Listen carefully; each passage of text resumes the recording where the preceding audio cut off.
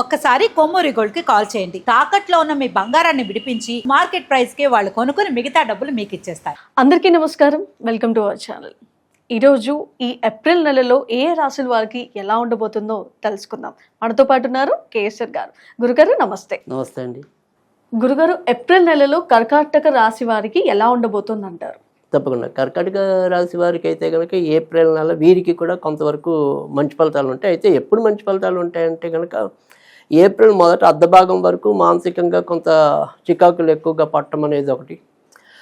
ఏవైనా సరే ఏ పని అవుతుందో ఏ పని అవదో ఒక సంకట స్థితి, సందేహాత్మకమైన స్థితి ఉండటం అనేది ఉంటుంది. మనసుకి అది అయ్యో అది అయిపోతే బాగుండు కదా, గుబులు లేకుండా ఉంటుంది అనుకునేలాగా నిశ్చింతగా ఉండదు. అలాగని అది గోడ మీద పిల్లి బాటంలాగా అనిపిస్తుంది. అటు పడుతుందో తెలియదు, ఇటు పడుతుందో తెలియదు. మధ్యలో వీళ్ళు నలిగిపోతూ ఉంటారు. అసలే వీళ్ళు ఎంతో కొంత సడన్ ఎమోషన్స్ కానీ సెన్సిటివ్ కానీ కొంత ఎక్కువ ఉంటుంది కర్కాటక రాశి. వీళ్ళకి ఏంటంటే ఎప్పటికప్పుడు తొందరగా తేలిపోవాలి, లేదంటే మనసులో అదొక రకమైన ఆందోళనగా ఉంటుంది. కానీ ఇక్కడున్న గ్రహస్థితి ఏంటంటే ఏ విషయాన్ని అది వెంటనే వీళ్ళకి చేతికి అందిపించినట్టుగా ఇవ్వదు.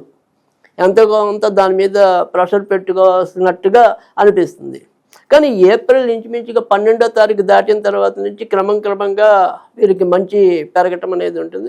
కనుక ఈ మొదటి నుండి 10 రోజులు 12 రోజులు కొంత ఆదుర్దతనం అనేది ఉన్నప్పటికీ కూడా క్రమంగా వీళ్ళు ఏదైతే కోరుకుంటున్నారో ఆ కోరుకున్న లక్ష్యాలు ఒక్కొక్కటి కూడా నెమ్మదిగా సాధించుకోవటం అనేది అయితే ఉంటుంది. అయితే తర్వాత వచ్చి ఏదైతే తాత్కాలికంగా ఉండే మనం చెప్పుకుంటున్న ఏదైతే కాలసర్పదోషం అనేది ఉందో అది కొంత ధనస్థానం మీద రావటం అనేది ఒకటి, తర్వాత వీరి యొక్క ఆరోగ్య స్థానం మీద రావటం అనేది ఒకటి ఉంటుంది. కనుక ఏదైతే డబ్బులు అనేది మన దగ్గర ఉన్నాయో సంపాదనకి ఇబ్బంది ఏం లేదు. కర్కాటక రాశికి ఈ నెల ఇప్పుడు బాగానే ఉంటుంది, ఆర్థికంగా బాగుంటుంది. కానీ ఇది ధనస్థానం మీద వస్తుంది కాబట్టి అష్టమ స్థానంలో కూడా మనకి రాహు అనేవాడు ఉంటాడు. కనుక సాధ్యమైనంత వరకు ఎవరికి అప్పులు ఇవ్వకుండా ఉండాలి. ఎందుకంటే ఈ ధనస్థానంలో ఉండి ఆయన ఏదో విధంగా నష్టపరుద్దానికి చూస్తాడు. సో అందుకని మనం తొందరపాటుతో ఎవరికైనా ఏదైనా సరే సాయం చేసామనుకోండి, ఆ సాయం మీద ఆశ వదులుకోవచ్చు. సో అది మళ్ళీ తిరిగి మనకి రాదు. సో అందుకని అక్కడ నష్టపోవటం అనేది ఉంటుంది. కనుక ఇక్కడ మనం జాగ్రత్త పడాల్సింది ఏంటి అంటే కనుక ఇటు అప్పులు ఇవ్వటం అనేది ఒకటి ఇవ్వకూడదు. నెంబర్ 2ది ఏంటంటే కనుక సాధ్యమైనంత వరకు కొత్త వాటి మీద టెంపరీగా ఈ 10 రోజులు కూడా మనం ఎటువంటి ఇన్వెస్ట్మెంట్లు కొత్త ఆర్థికంగా మనం ప్రయోగాలు చేయడానికి ఇది సరైన సమయం కాదు. అంటే ఇన్వెస్ట్మెంట్స్ అంటాం, పెట్టుబడులు పెట్టడం.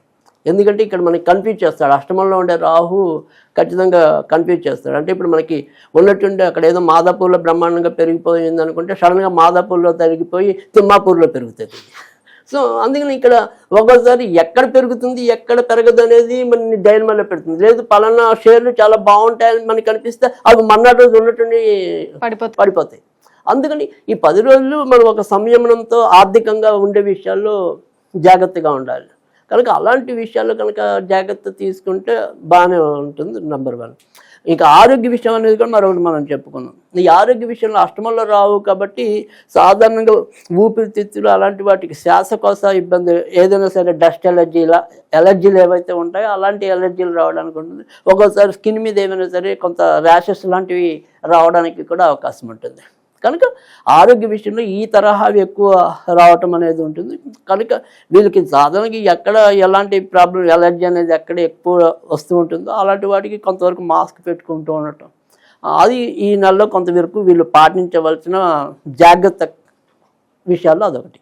కనుక ఆ రకంగా చేసుకున్నట్టయితే కనుక కర్కాటక రాశికి మంచిదే. మరి 25వ తారీఖు తర్వాత ఎప్పుడైనా సరే మళ్ళీ మనం ఏమైనా పెట్టుబడులు పెట్టచ్చా లేదా మార్పులు ఏమైనా తీసుకోవచ్చా అంటే కనుక ఏప్రిల్ 25 తర్వాత మళ్ళీ ఏదైనా పెట్టుబడి పెట్టాలంటే తీసుకోవచ్చు. ఏప్రిల్ 15 నుంచి 25 మధ్య ఒక 10 రోజులు మాత్రం తాత్కాలికంగా కొత్త పెట్టుబడులకి వాటికి అప్పులు ఇవ్వడానికి అంత మంచిది కాదు. వీరికి ఏమైనా పరిష్కారం ఉందంటారా? మరి తప్పకుండా ఈ నెలలో వీళ్ళు ఏదైనా సరే ఎక్కువగా సుబ్రహ్మణ్య స్వామికి సంబంధించిన పూజలు చేసుకోవటం, ఉంగరం పెట్టుకోవాలనుకుంటే మాత్రం పగడం పెట్టుకున్నట్టయితే కనుక మంచి ఫలితాలు రావటం అనేది అయితే ఉంటుంది.